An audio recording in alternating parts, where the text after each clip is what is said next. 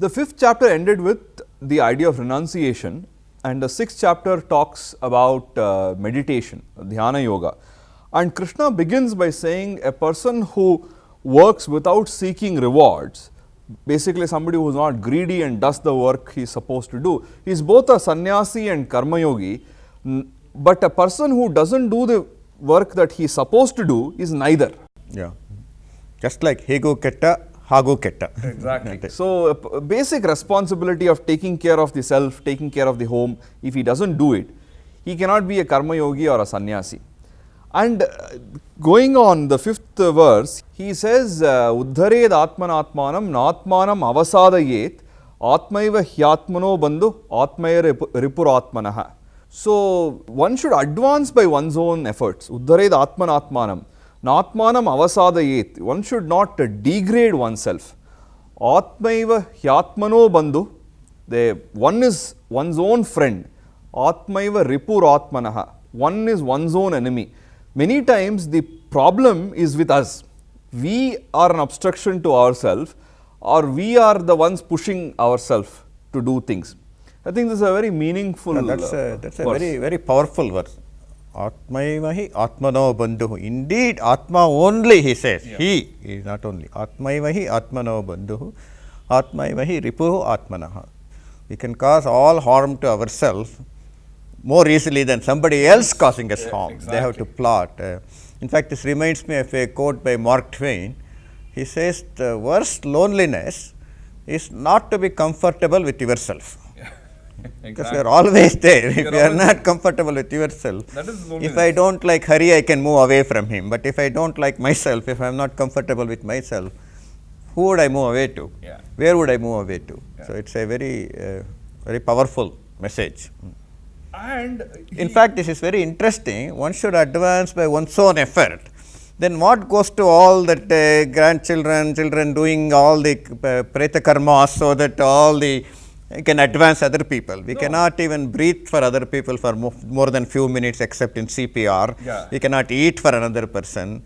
So, advancement obviously from within. So, that is also what he says, Kathamsa Purusha Partha Kam Ghatayati Hantikam.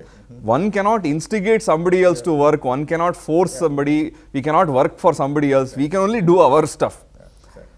So, and also then he says, a person who has self-control, his self becomes a friend.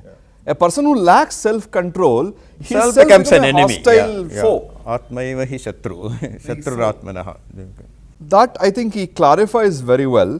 And this way, when there is the mind and body is under control, then we become our friend, because we are under our own control. And then of course, Krishna talks quite a bit about how you should meditate, how you should sit and be in solitude, not going behind the crowds and being with oneself. This kind of comes as a contrast, right? When he says in the 3rd chapter, Guna Guneshu Vartanta, and how the society influences people and how we are a part of society. And in the 5th chapter he says that renunciation is not letting go of society but a mental detachment. Here he actually talks about physically going and sitting in solitude. Exactly. Isolating yourself, solitude, so meditation. Doesn't this contrast with the previous?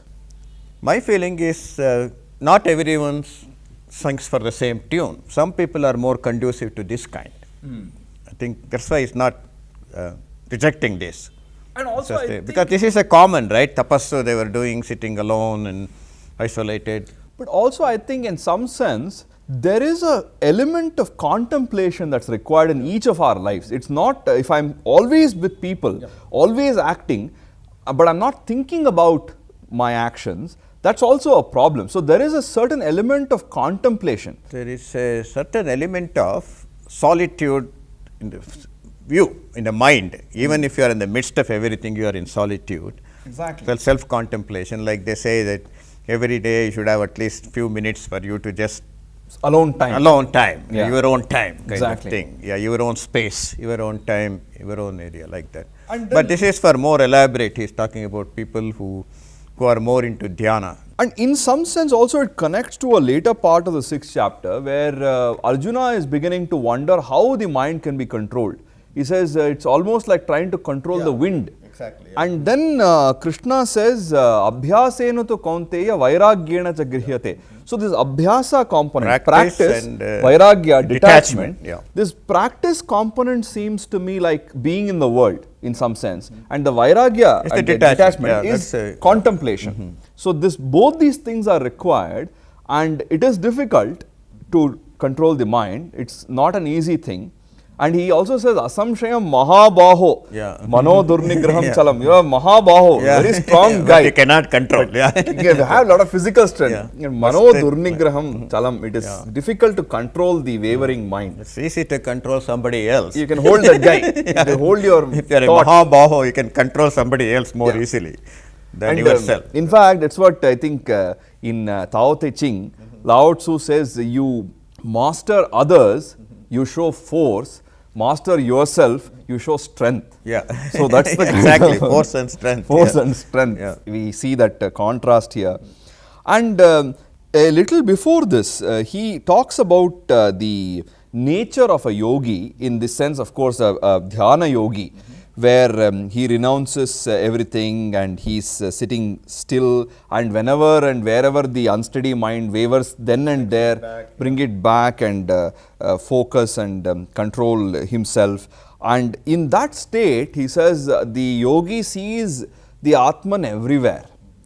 And then Krishna makes a very remarkable statement, Yo mam pashyati sarvatra sarvam cha mai pashyati na pranashyami sacha mena pranashyati. So that is a very beautiful idea, that he is saying that one who sees me in everything and one who sees everything in me, I am not lost to him, he is not lost to me. So that assurance, as well as the idea of seeing everything as one, is a fantastic conception. That's a very powerful sloka. Somebody asked me what is one sloka of Gita I like the most. I think this is Yomam pashyati sarvatra sarvancha mai pashyati tasyaham na pranashyami sacha mena pranashyati. If you can do that, you don't need any meditation. And That's also, the fruit of meditation is that. Yeah. Exactly. And later he goes on to say, Atma upamyena sarvatra samapashyati yo Arjuna, sukham va yati va dukkham, sa yogi paramo mata. Paramo mataha. Yeah, that's the highest. So that is the highest state of yoga according to me, he says. So that balance between opposites and that seeing the supreme in everything, that is also emphasized as part of the meditation. And then we come to another question. In fact, this is one of the chapters where Arjuna asks a lot of questions. Exactly. Usually he asks one question and Krishna goes through the entire chapter. But here he asks a lot of questions in between. He says, having fallen from the right path and self-control, if is scattered like a cloud scattered in the sky, what happens to somebody who is sincere but he doesn't have the control, self-control? And he says, won't it be like totally lost? And Krishna says something that is very, very reassuring here. Ahi kalyana krit kaschit durgatin tata gacchati, says if you One who strives to strives do for good, something, you you won't don't- end up in bad shape. Yeah. You may not succeed, but you won't end up in bad shape. And also connects with what he says earlier, that even a little bit of this yoga is very effective. Yeah, that's in chapter 2. Chapter 2 he says, Neha bhikramana shosti pratyavayo na vidyate svalpam apyasya trayate mahato bhayat. It protects Lot of- yeah. from great Lot of anxiety. Yeah. Even a little bit. So here, a person who strives to do good, he'll never land up with anything bad. So there is a assurance that it will be fine. If your intentions are good, you won't land up, you may not succeed, you may not do it great for yourself. You are in a better position for future growth. Exactly. And also he says, one who falls short of yoga reaches the world of the righteous, and he goes there and he promises something in the afterlife, which is basically kind of reassurance that at some point there will be a reward also. Yeah, even for failure and in the right path, there will be some reward. So if you failed in an exam, you have a supplementary exam. But if you cheated, you will get debarred. Yeah, exactly. Yeah. So think that And even if you didn't succeed, to take it again, you are in a better prepared. Exactly. First time you may score only 40%, next time you may be able to score 60%. Yeah. And therefore, he says yogi is superior to an ascetic and also superior to the learned and far superior to a ritualist. So, he said, therefore, you try to be a yogi. Tasmat yogi bhavarjuna. That's his kind of conclusion of the 6th chapter, when he says, among all yogis, the most dedicated one sincerely worship the Supreme with true humility. So, he ends that on the note of be a yogi and be humble. Actually, in almost every chapter, he gives like something to step on, like hold on to. Like Krishna adds that. Even without that, the chapter is meaningful. But he still gives that something to. So he ends on a very interesting note.